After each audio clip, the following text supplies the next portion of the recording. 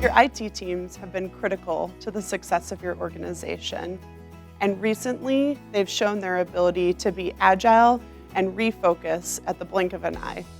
They've helped you deploy temporary hospitals and testing clinics, and have helped set your provider groups up for thousands of virtual visits every single day.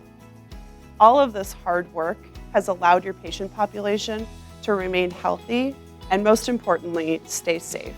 This rapid shift in focus has required your IT teams to delay or cancel projects that were underway or were scheduled.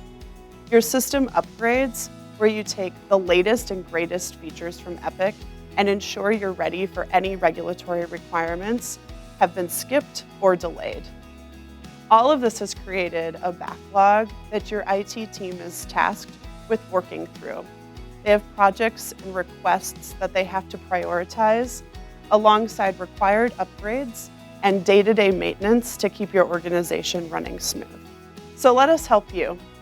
Our backlog reduction program allows us to provide you with short-term remote staff to work through those projects. We can help with project management and prioritization to build and testing. We have done remote command center support numerous times with clients and have proven success. Our upgrade support program allows us to bring you up on multiple versions at one time.